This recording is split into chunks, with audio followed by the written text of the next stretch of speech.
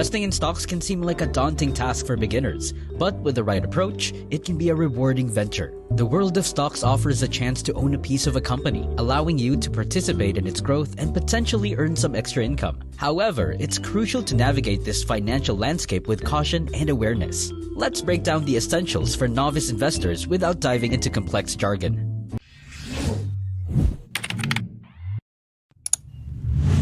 Understanding stocks and risk. So what exactly is a stock?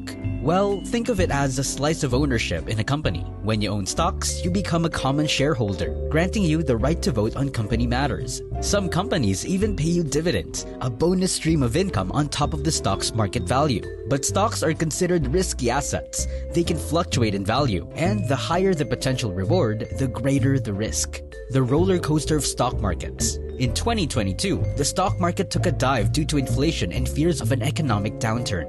However, it quickly rebounded in the following year, showcasing the volatility of stocks. The S&P 500, a major U.S. stock index, demonstrated an 11.8% climb in the first half of the year, recovering from a 19.4% loss in the previous year. This highlights how unpredictable the market can be and the importance of timing. Where to begin? Opening a brokerage account. Your journey into the stock market starts with a brokerage account. Several major firms like Fidelity, Vanguard, and Charles Schwab offer online account openings. It's a simple process that sets the stage for your investment journey. Once you have your account, the next step is funding it. This involves transferring money from your bank account to make stock purchases. The amount you choose to invest depends on various factors, such as your financial goals, risk tolerance, and available savings. While the market tends to increase in value over time, short-term fluctuations can pose a risk, so it's essential to consider your comfort level with potential losses.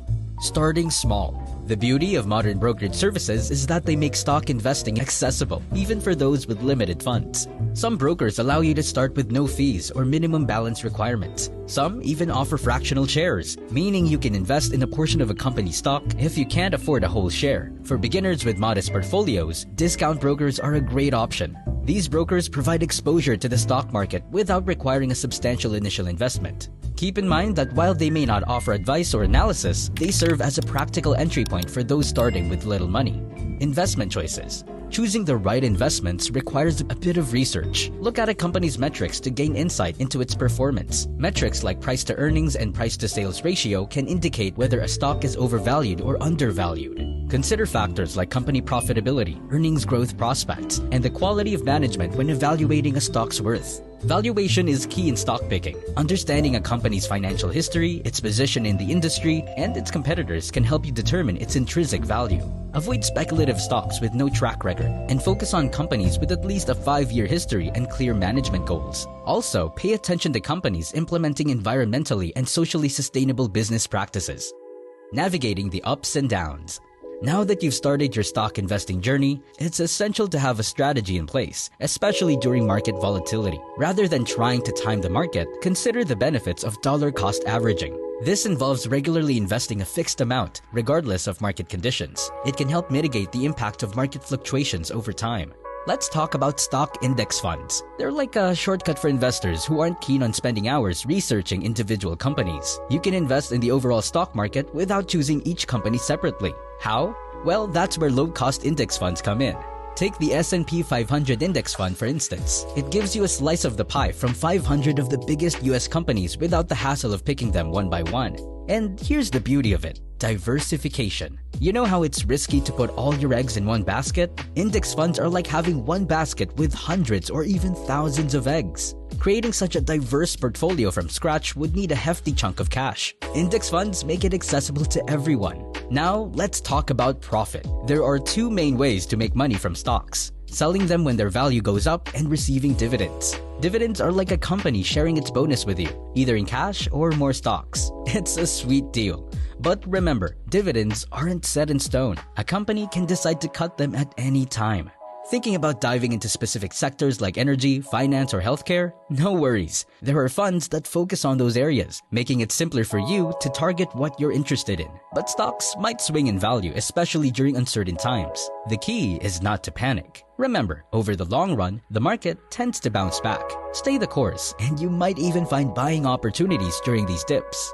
Now, before you embark on your investment journey, define your goals. Are you saving for retirement, a house, or something else? Your goals will steer your decisions. For instance, if you're dreaming of an early retirement, you might lean towards riskier, growth-oriented investments. But if it's a short-term goal like buying a house soon, a more stable portfolio would be smarter. Now, market downturns can be your friend. When stock prices dip, it could be an opportunity to snag shares at a discount. If you believe in a company and its stock price takes a temporary hit, it might be a chance to grab more while it's on sale. Your financial goals and risk tolerance play a crucial role. It's like a roadmap for your investments, guiding you on the path that suits your aspirations and comfort level. Still feeling unsure? That's perfectly normal. If you're scratching your head about where to start, here's a little guidance for you. After diligently choosing which stocks to buy, the age-old advice of buy low, sell high echoes in your ears. Sounds simple, right? The tricky part is figuring out when exactly a stock is at its low. Introducing dollar cost averaging, a strategy that many beginners find their financial sweet spot in. So you invest a fixed amount on a regular schedule, irrespective of the stock's current price. Think of it as planting seeds regularly in your investment garden. Now, you might be wondering, why not just wait for the perfect moment to pounce on a stock? Well, the market is a fickle beast, with its daily dance of ups and downs. Dollar cost averaging allows you to play the long game. Even in a market that seems like a roller coaster, if the overall trend is upward, you're in the green. Let's break it down a bit.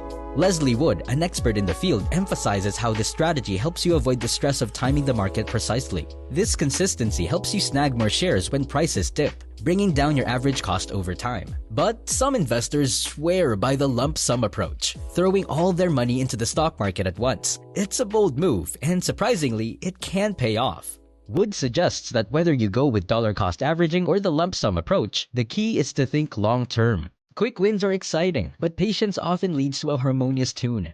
So, are you more of a regular, steady investor, or are you tempted to go all in for the big splash? When to say goodbye. Now, let's talk about the other side of the coin, selling. Knowing when to part ways with a stock is an art in itself. Picture this scenario. You're up by 20%, or maybe down 10%. What's your next move? First things first, having an exit plan before you even buy the stock is like having a map before embarking on a road trip. If the stock hits a certain milestone, like a 20% gain or a 10% loss, it's time to pause and reflect. Ask yourself, is it still a good investment? This prevents emotional decision-making, which is crucial in the unpredictable stock market.